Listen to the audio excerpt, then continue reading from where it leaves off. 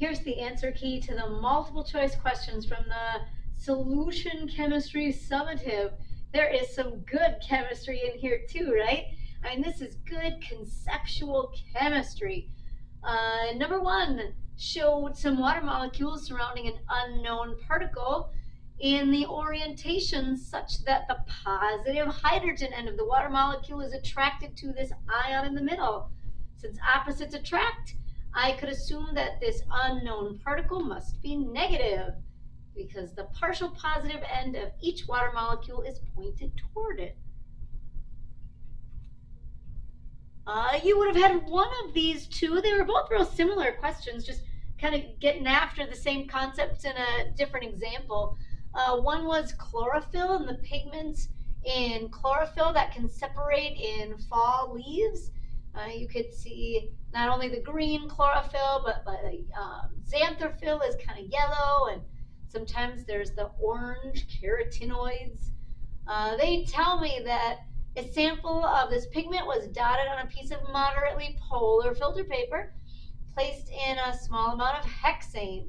So if the paper is polar, then the solvent has to be nonpolar. And I could sketch hexane if I wanted to, and I would find that way as well that it is nonpolar.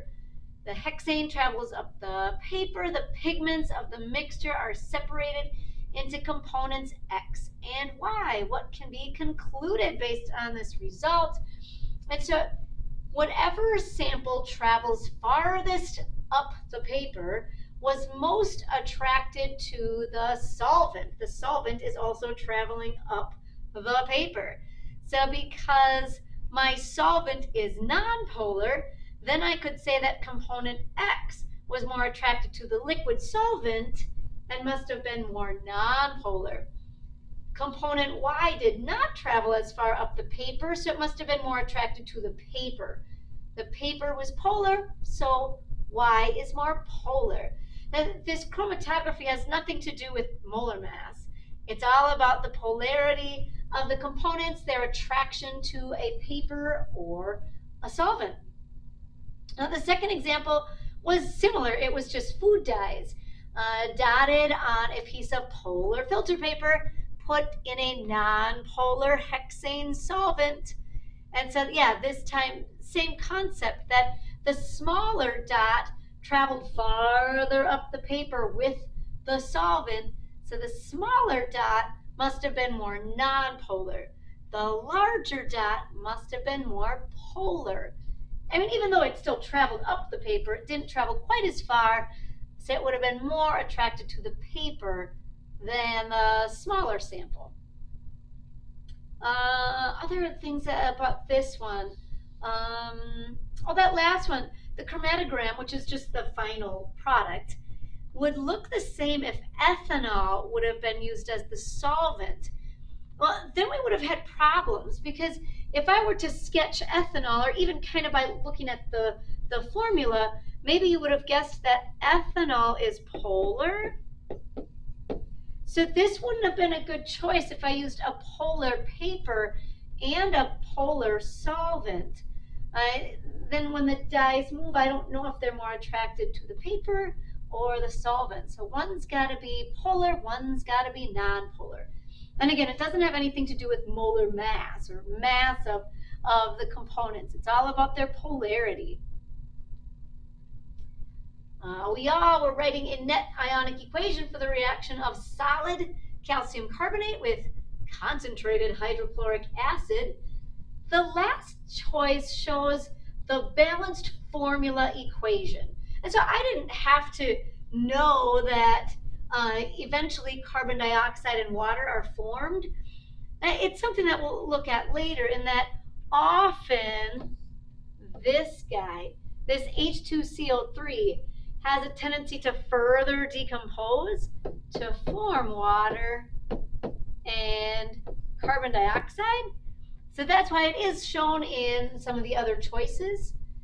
So at first glance, if I were just writing like a double replacement, I probably would have kind of written something like that last choice. From there, if I want to go net ionic, I need to cancel any spectator ions. So that's anything that's aqueous on both sides. Well, really, then I'm only considering the hydrogen or the chlorine. If it's got to be aqueous on both sides, on the reactant side, the only aqueous ions would be the hydrogen and chlorine. And so obviously then that last choice would be a fine balanced formula equation, even though they're not showing the full decomposition on the product side, which would happen in the next step, and that you would eventually see little bubbles of carbon dioxide forming. But I've got the chlorine that's aqueous on both sides. Now the hydrogen would eventually be part of the liquid water, and eventually the carbon and oxygen are then part of the carbon dioxide gas. But I'm not even considering hydrogen as a spectator, especially when I look at some of those choices that get rid of chlorine. For sure the chlorine's got to be gone. It's aqueous on both sides. But then when I look at maybe that second choice down, I see that hydrogen is still in the equation. It would be aqueous on the reactant side, but on the product side, all the hydrogen is now in the liquid water. And so I can only consider spectators for ions that are aqueous on both sides. That means that they really didn't chemically change. But now, like the calcium and carbonate, obviously that's a solid, so I'm not considering any of those components. The hydrogen ion is aqueous, but it ends up in liquid water. And carbon starts as a solid, ends as a gas, so I'm not even considering solids, liquids, or gases. The only thing that I consider would be something aqueous on both sides. And so really it's just the chlorine as my only spectator. So same thing with like that first one. We should get rid of the chlorine if it's part of something aqueous on both sides, which realistically on the product side, the calcium and the two chlorine ions would be separated if I'm listing that calcium chloride product as something aqueous. And anything with chlorine, except for silver, mercury, and lead, should be aqueous. So that third one down, that calcium chloride would not be a solid. Awesome. You would have had one of these two, and I'm obsessed with this one. Obsessed. It's fantastic solution chemistry. I don't have to go crazy with my calculations, but I have to think about it. So in both reactions, they're different reactions, but in both of them, you've got 50 milliliters of 0.1 molar reactants. So everything is 50 milliliters, 0.1 molar solutions. So right there, even without a calculator, I could find that it's 0.005 moles of all four reactants. Okay, so then each of them forms a precipitate. The first one forms a white precipitate of silver sulfate, and the concentration of the silver ion becomes very small. In the second one, I get a green precipitate of nickel hydroxide, and the hydroxide ion becomes very small, almost zero. Okay, so we're looking at the concentration of all the ions remaining in the solution. Well, we've always said that there's two slam dunk ions that are always remaining in your solution. It's your spectators. So in the first one with the silver, I've got 0.005 moles of silver nitrate and 0.005 moles of sodium sulfate. I know my two spectators are the ions that are aqueous on both sides. That should be the nitrate and the sodium. And so if I've got my silver nitrate and there's one nitrate ion per mole of silver nitrate, then I know I've got 0.005 moles of nitrate ion. My other spectator is the sodium, but there's two sodium ions per mole of sodium sulfate. So that gives me 0.01 moles of sodium. And right there, I could get the answer. Right there, I got it. That I know my two most concentrated ions have to be the two spectators, so I'm probably not thinking the second choice because sulfate is not a spectator, or even the first choice. The two most concentrated ions have to be my sodium and my nitrate. From there, as I look at the ratio in the formula, I see, oh, yep, there's just one nitrate, but there's 2 sodium. So, yep, there's going to be more sodium ion in the solution. Even though I started with equal moles of the 2 reactants, when I break it down by ion, oh, yep, there's actually going to be more sodium ion. Now, the other ion, if you wanted to go this far, the other ion that's left in the solution is the ion that's in the precipitate, but it came from the excess reactant. And so I kind of just looked at my molar ratios, and I've got equal moles of the 2 reactants, but according to the balanced equation, I'm supposed to have twice as much silver nitrate, and I do not.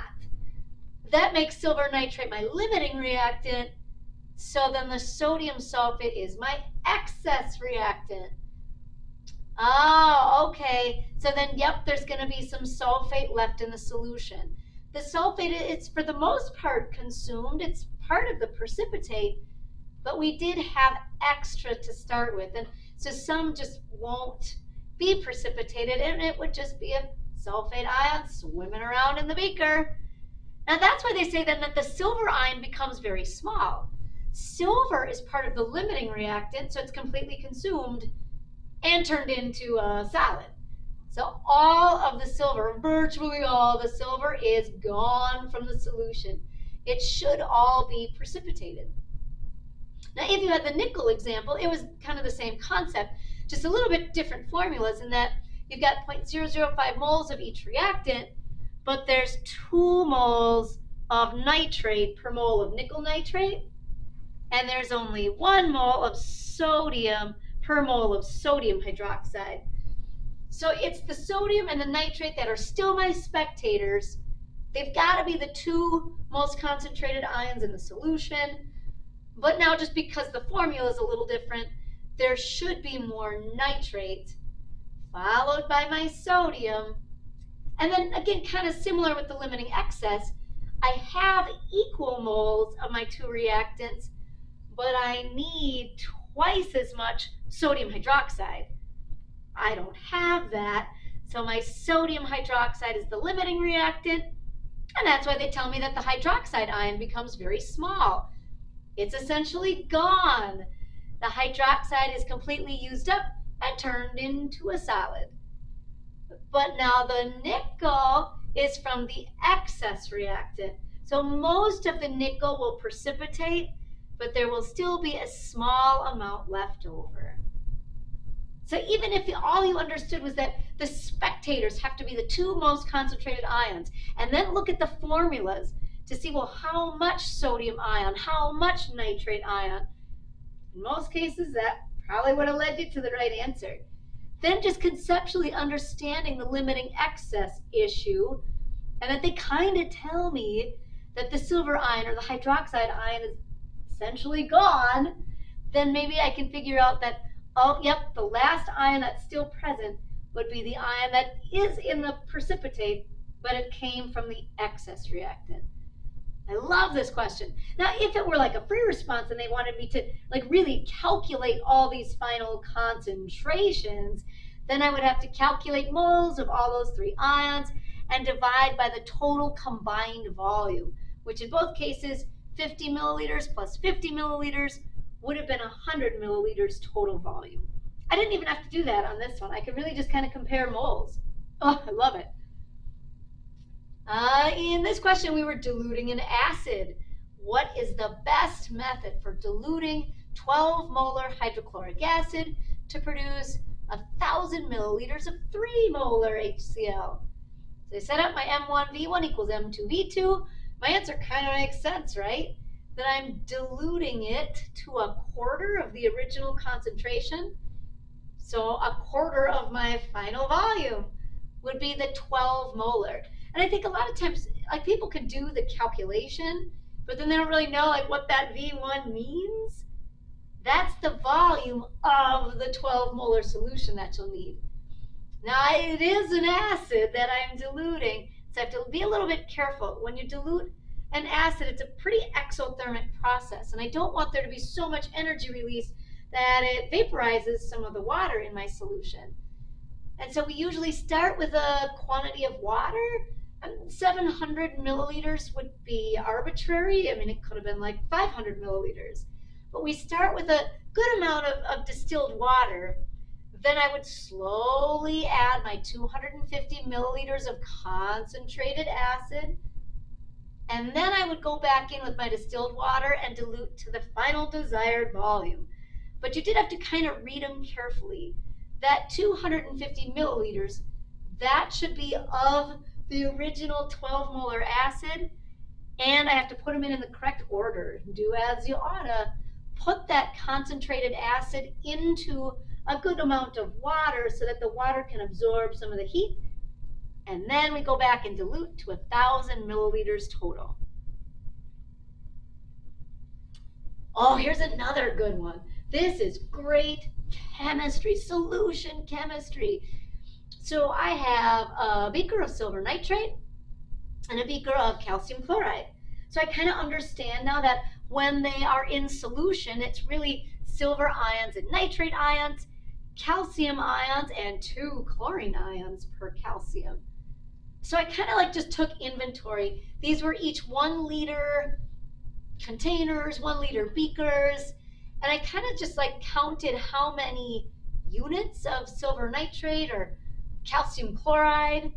And so I had like 10 units of silver nitrate. If you think that it's like 1 silver and 1 nitrate, I kind of lumped them together and counted like 1, 2, 3, 4, 5, 6, 7, 8, 9, 10. And then I did the same thing with my calcium chloride, but this time for every calcium, and they kind of show like 2 positive charges. I need 1 calcium per 2 chlorine. So maybe like 1, 2, 3, 4, 5. Okay, so right there I can see that I've got double the amount of silver nitrate. And so they're in the same volume, they're both 1 liter.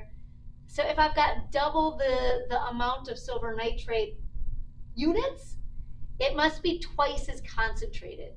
So maybe that brings me to like the last 2 choices, where it's maybe like 2 molar silver nitrate and 1 molar calcium chloride. If there's twice as many moles, if I'm thinking large scale, twice as many molecules or units, if I'm thinking small scale on a particle level. All right, so we dump all that together. We've got some silver chloride precipitate. That would be the solid at the bottom. And then I should still have my spectator ions, which would be the calcium and the nitrate.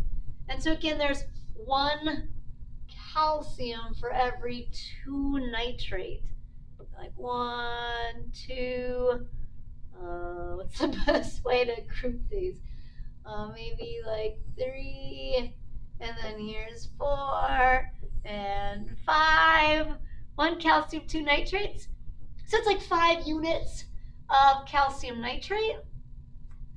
However, it's in the combined volume. So that would have been maybe what I would have to like calculate. If in here on this question I needed to calculate the concentration of the sodium ion, well then I would find moles of sodium and I would divide by the total combined volume. Oh, so here it's 5 units, which was the same as the calcium chloride, but it's in double the volume. And so the most common wrong answer is this guy, where people kind of read the number of particles as like a ratio of particles, 10, 5, 5.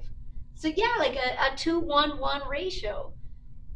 No, but we're mixing those into a larger container. And when they say volumes are additive, that just means that 1 liter plus 1 liter equals 2 liters.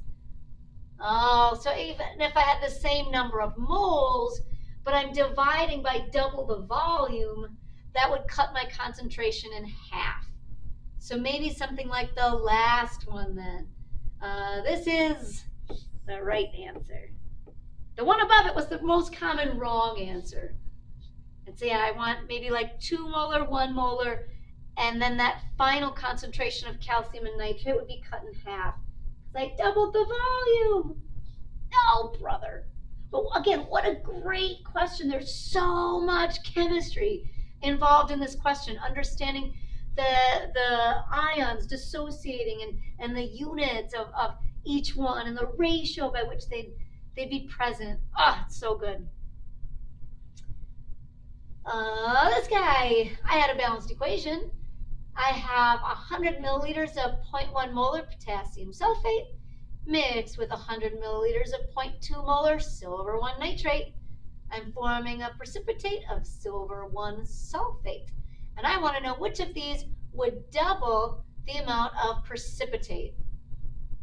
All right, so I'm doubling the precipitate, which if I look at the amounts that I have, I change them from volume and molarity into moles, and I do have the stoichiometric ratio in the balanced equation. So if I really do react these two solutions, I should have no limiting or excess.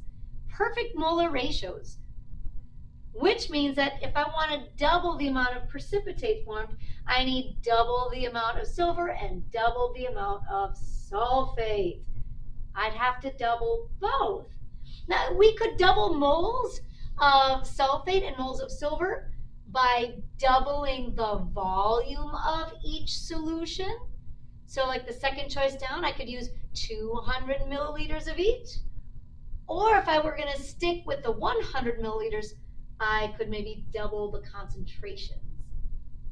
In this case, we kept all the concentrations the same, so I would need to double the volume of each, so that in the end I get double the moles of silver and sulfate. At the beginning of this unit, we looked at electrolytes being solutions that conduct electricity. In order to conduct electricity, your solution must have charged ions. And so here's a reaction between barium chloride and sulfuric acid. I wrote out the balanced equation. It maybe helped, maybe it didn't. They do tell me that there is a precipitate formed. And so when I wrote the balanced equation, I knew then that it must have been the barium sulfate, because chlorides, and any halogen for that matter, is soluble except for silver, mercury, and lead. So HCl is definitely aqueous. So the precipitate is the barium sulfate. All right, so for kicks, I wrote the balanced equation. I don't know if I ended up needing it or not. Then I started with 30 milliliters of 0.1 molar barium chloride solution. And so initially, if we added a conductivity tester, it should have registered pretty high conductivity. Chlorides are aqueous, except for silver, mercury, lead. So the barium chloride would have been a great electrolyte. It should have been highly soluble. So yeah, it makes sense that my initial conductivity was pretty high. But then as the solution of H2SO4 is slowly dripped in and the precipitate is formed, I see a decrease in conductivity. Well, yeah, because as I form a precipitate, now those are ions that are not in solution anymore. The barium and the barium and the sulfate ion are being removed from the solution. So I see this decrease in electrical conductivity down to about 30 milliliters of 0.1 molar H2SO4. What's significant about that? Well, did you notice this? 30 milliliters of 0.1 molar H2SO4, 30 milliliters of 0.1 molar barium chloride. If you've got equal volumes of equal molar solutions, they're going to have the same amount of moles, right? And according to my balanced equation, it would be a 1-to-1 mole ratio between the barium chloride and the H2SO4. And so at that point, at 30 milliliters of the H2SO4, you are at the perfect stoichiometric ratio. There should be no limiting, no excess. But as I go beyond 30 milliliters, now that H2SO4 becomes my excess reactant. So on the first part, I would have had excess barium chloride, but I'm still losing conductivity because I start to precipitate the barium and the sulfate. Here at 30 milliliters is my perfect stoichiometric ratio, but as I go beyond that 30, now my H2SO4 is in excess, which really means that it has nothing to react with. I've precipitated all of the barium, and so if there's no more barium in the solution, then all the sulfate is still just going to be in excess, along with all the excess hydrogen that I'm adding. So it says, which of the following is not consistent with the results? Well, the conductivity decreases as the first 30 milliliters of H2SO4 is added due to the decrease in total ions as a precipitate is formed. Absolutely. The stoichiometric ratio is reached at 30 milliliters of that H2SO4. Absolutely. And the last one is also true, that the electrical conductivity will never reach zero, because even when I'm at that perfect stoichiometric ratio, I do still have spectator ions. There's always going to be the hydrogen and chlorine, and there are always going to be charged ions conducting electricity.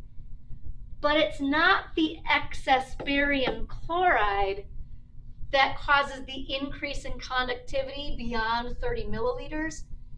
It's the excess hydrogen and sulfate. No!